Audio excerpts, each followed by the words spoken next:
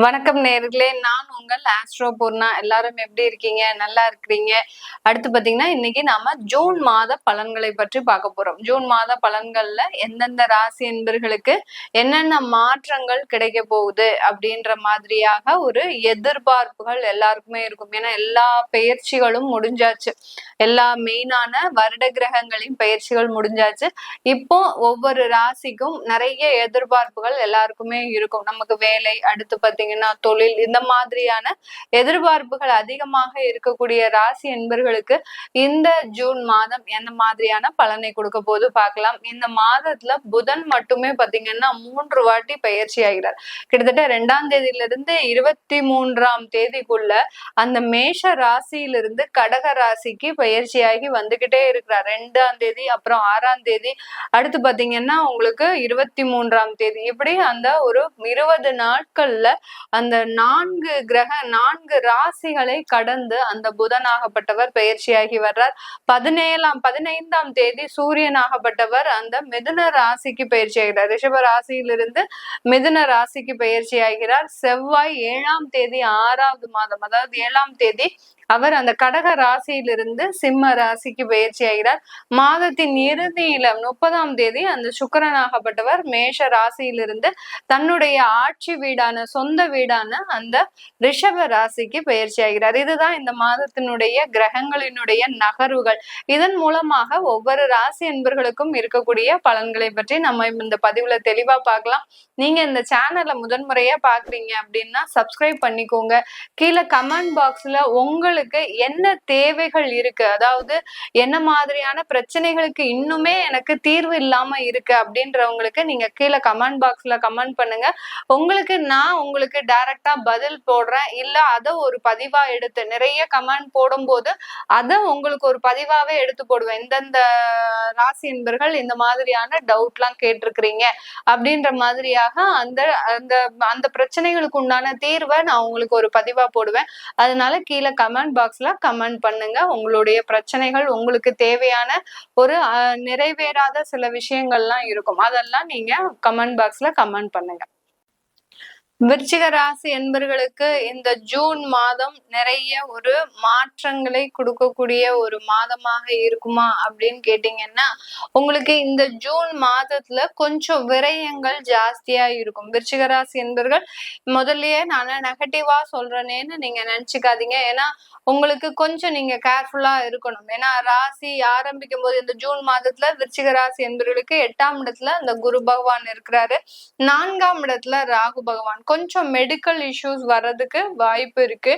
மருத்துவ செலவுகள், வயதானவர்களாக இருந்தீங்கன்னா உங்களுக்கு தேவையில்லாத உடல் உபாதைகள் திடீர்னு வந்து போறதுக்குண்டான ஒரு வாய்ப்புகள் அதிகமாக இருக்கும். அதனால கொஞ்சம் எதுவும் தேவையில்லாம செலவு பண்ணாதீங்க. உங்களுடைய சேவிங்ஸ்ல இருந்து எடுத்து எதையாவது தேவையில்லாம செலவு பண்ணி நீங்க மாட்டிக்கொள்ள கூடாது. அதற்குதான் முதல்லயே ஒரு எச்சரிக்கையா தான் அந்த ஃபர்ஸ்ட் லைனா உங்களுக்கு சொல்றேன். இந்த விருச்சிக ராசி என்பர்கள் பொதுவாகவே பாத்தீங்கன்னா நிறைய ஒரு விஷயத்துல ரொம்ப கேர்ஃபுல்லா இருந்து அந்த கவனத்தின் பேர்ல சில விஷயங்களை அதை இழந்துருவாங்க. அந்த அந்த ஒரு பாசம்ன்ற ஒரு விஷயத்துல அந்த கணவன் மனைவி அந்த குடும்பத்துல யார் மீதாவது ஒரு பாசம் அதிகமா வச்சிருக்கிறீங்க அப்படின்னா அந்த பாசத்தின் மிகுதியினாலேயே அந்த பிரிவை சந்திப்பவர்களும் நம்ம விருச்சிக ராசி என்பர்கள் தான். இவர் எப்ப பார்த்தாலும் நம்ம கிட்ட ரொம்ப பாசமா இருக்காரு, இது தப்பா இருக்கே அப்படின்ற மாதிரியாக அந்த ஒரு கேரக்டரை சந்தேகப்படக்கூடிய ஒரு சூழ்நிலை இவர்களாகவே ஏற்படுத்தி கொள்ளக்கூடிய ஒரு சந்தர்ப்பம் இந்த விருச்சிக ராசி என்பர்களுக்கு வரும். ஏன்னா ராசிக்கு காலபுருஷனுக்கு 8ஆம் இடம்ன்றது பாத்தீங்கன்னா இந்த விருச்சிக ராசி எப்போதுமே வாழ்க்கையில அவமானம், அசிங்கம், அடுத்து பாத்தீங்கன்னா தேவையில்லாத வம்பு வழக்குகள், நோய் தொந்தரவுகள், இது எல்லாத்தையுமே அனுபவிச்சுட்டு இருப்பீங்க. அப்படி இருக்கும்போது நீங்க ஒரு பாசம் வைக்கிறீங்க, ஒரு யதார்த்தமான ஒரு பாசத்தையோ நேசத்தையோ வைக்கிறீங்க. அந்த பாசமும் நேசமும் உங்களுக்கு எதிரியாக மாறிடுது. இதை யாருமே நினைச்சு பார்த்திருக்கவே மாட்டீங்க. இந்த அளவுக்கு நம்மளுக்கு இந்த பிரச்சனைகள் இது கொடுக்குமா அப்படின்றதெல்லாம் இந்த விருச்சிக ராசி என்பர்கள் நினைத்து கூட பார்த்திருக்க மாட்டீங்க. அந்த அளவிற்கு உங்களுடைய சில குணாதிசயங்களே உங்களுக்கு எதிரியாக மாறக்கூடிய ஒரு தருணமாக தான் இருக்கும் இந்த விருச்சிக ராசி என்பர்களுக்கு. விருச்சிக ராசி என்பர்களுக்கு உங்களுடைய ராசிக்கு அதிபதியாகப்பட்ட அந்த செவ்வாய் உங்களுடைய 9ஆம் இடமான அந்த பாக்கிய ஸ்தானத்திலிருந்து 10ஆம் இடத்திற்கு பயிற்சியாகி வர்றாரு. இந்த மாதத்துல நீச்சமா இருந்தாரு. இது நாள் வரைக்கும் பாத்தீங்கன்னா என்ன செஞ்சாலும் கிட்டத்தட்ட ஒரு 5 மாதங்களுக்கு இந்த விருச்சிக ராசி என்பர்கள் தனக்குத்தானே ஒரு தாழ்வு மனப்பான்மை இருந்துகிட்டே இருந்திருக்கும். என்ன செஞ்சாலும் அது நமக்கு சரியா வரமாட்டேங்குது. ஒரு விரக்தியான ஒரு சூழ்நிலையில இருந்துகிட்டே இருப்பீங்க. அது எல்லாமே இந்த காலகட்டம் மிகவும் ஒரு நிவர்த்தி அடையக்கூடிய ஒரு காலகட்டமாக தான் இந்த விருச்சிக ராசி அன்பர்களுக்கு இருக்க போகுது. அதனால 10ஆம் இடத்துல அந்த செவ்வாயும் கேதும் சேர்ந்து பயணிக்கும் போது தொழில்ல நல்ல ஒரு ஸ்டேபிளான பொசிஷன், அதாவது நிரந்தர தன்மைன்றத இந்த காலகட்டத்துல பெறக்கூடிய ஒரு நேரமாக இருக்கும். இந்த ராசி என்பர்களுக்கு தொழில் மூலமான அதிகப்படியான வருமானங்கள் 11ஆம் இடத்துல இருந்த அந்த கேது 10ஆம் இடத்துக்கு போறதுனால அந்த தொழில்ல இருந்த லாபங்கள் அளவு குறைவா இருந்திருக்கும். இந்த ஜூன் மாதத்துல இருந்து அதெல்லாமே அதிகரிக்கக்கூடிய ஒரு மாதமாக தான் இந்த விருச்சிக ராசி என்பர்களுக்கு இருக்க போது. இந்த காலகட்டம் மிக அதிகப்படியான அதாவது எல்லா பிரச்சனைகளையும் விட உங்களுக்கு இந்த குடும்பத்துல இருக்கக்கூடிய பிரச்சனைகள் தான் கொஞ்சம் தொந்தரவை கொடுக்கக்கூடிய ஒரு டைமா இருக்கும். அதனால இடைவிடாமல் சில பிரார்த்தனைகளை செஞ்சுட்டே வாங்க. இந்த மாதம் முழுவதுமே பாத்தீங்கன்னா ஏதாவது ஒரு வேண்டுதல்கள் வச்சுக்கோங்க. உங்களுடைய தெய்வத்துக்கு எந்த தெய்வமாக இருந்தாலும் சரி அந்த தெய்வத்துக்கு ஒரு வேண்டுதல்களை வச்சுக்கிட்டே வாங்க. ஏன்னா சில விஷயங்களை நம்ம சாதகமாக்கணும் அப்படின்னா அங்க ஒரு தெய்வ பலம் உங்களுக்கு கண்டிப்பா தேவை. எப்படி ஒரு அரசன் அரசாட்சி அமைக்கிறான் அப்படின்ற போது ஒரு பக்க பலமாக 10 அமைச்சர்களை வச்சுக்கிட்டு அடுத்து பாத்தீங்கன்னா ஒரு பக்க பலமாக ஒரு கோயிலை கட்டிட்டு இந்த ஒரு தெய்வ பிரார்த்தனை இதெல்லாம் சேர்ந்து இருக்கிறது தான் ஒரு அரசாட்சியே. அதே மாதிரிதான் நீங்க விருச்சிக ராசி என்பர்களும் பாத்தீங்கன்னா எல்லாத்தையும் ஆளுமை பண்ணக்கூடிய ஒரு திறன் இருக்கு. எல்லா பிரச்சனைகளையும் சமாளிக்கக்கூடிய ஒரு திறமையும் இருக்கு.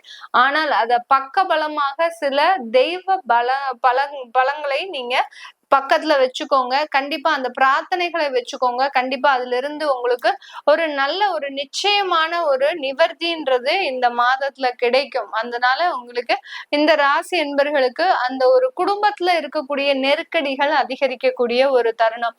யார்கிட்டையும் போய் விருச்சிக ராசி என்பர்கள் நீங்களா போய் பழகக்கூடாது.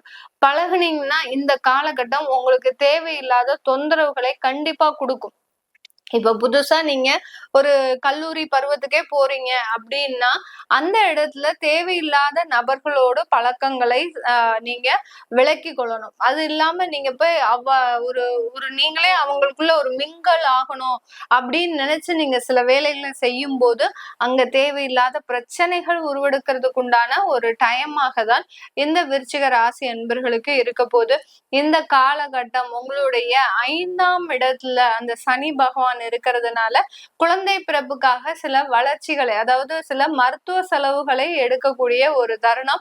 இந்த காலகட்டம் 2வது குழந்தை பெற்றுக்கணும் அப்படின்னு ஆசைப்படுறவங்களும் அதற்குண்டான ஒரு வாய்ப்பாக தான் இந்த மாதம் அமைய போகுது. அந்த குடும்பத்துல இருக்கக்கூடிய அந்த சில பிரிவுகள் சில நேரத்துல அது ஒன்று சேர்றதுக்கு உண்டான ஒரு வாய்ப்பாகவும் இருக்கும். 8ஆம் இடத்துல இருக்கும் போது குரு பகவான் திடீர் அதிர்ஷ்டத்தையும் கொடுப்பார், திடீர் சங்கடத்தையும் கொடுப்பார். அதனால அந்த ஜூன் மாதம் பாத்தீங்கன்னா 2வது குழந்தை பெத்துக்கிறதுல ரொம்ப அது ஒரு நல்ல ஒரு அமைப்பாக தான் இந்த மாதம் இருக்கு. அதனால யாரெல்லாம் எங்களுக்கு ஒரு குழந்தை தான் இருக்கு, நாங்க இன்னொரு திருமணம் அதாவது இன்னொரு குழந்தை பெத்துக்கணும் ஆசைப்படுறோம் அப்படின்னு நினைக்கிறவங்களுக்கு எல்லாம் தாராளமா இந்த மாதம் அதற்குண்டான நீங்க முயற்சிகள்ல ஈடுபடலாம். அடுத்து பாத்தீங்கன்னா இந்த காலகட்டம் 2வது திருமணம் பெருமளவுக்கு எனக்கு செட் ஆகுமா, நான் என்னோட உங்களுடைய விவாகரத்து வழக்குகள் ஆயாச்சு, நான் தனி மரமா இருக்கேன், எனக்குன்னு இன்னொரு வாழ்க்கை வேணும் அப்படின்னு நினைக்கிறவங்க இந்த காலகட்டம் உங்களுக்கு சாதகமா இருக்குமா அப்படின்னு கேட்டீங்கன்னா தாராளமா பண்ணிக்கலாம். பண்ணிக்கிட்டீங்கன்னா உங்களுக்கு அதுல ஒரு நல்ல ஒரு வாழ்க்கை வளர்ச்சிகள் எல்லாமே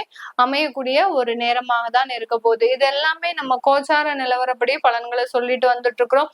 உங்களுடைய தசாபுத்தி பலன்களை, சுயஜாதக பலன்களை பார்க்கணும் விருப்பப்படுறவங்க கீழே இருக்கிற நம்பருக்கு வாட்ஸ்அப்ல அப்பாயின்மெண்ட் வாங்கிக்கிட்டு நீங்க என்கிட்ட கன்சல்ட் பண்ணிக்கலாம். உங்களிடமிருந்து விடைபெறுவது உங்கள் ஆஸ்ட்ரோ பூர்ணா. நன்றி, வணக்கம்.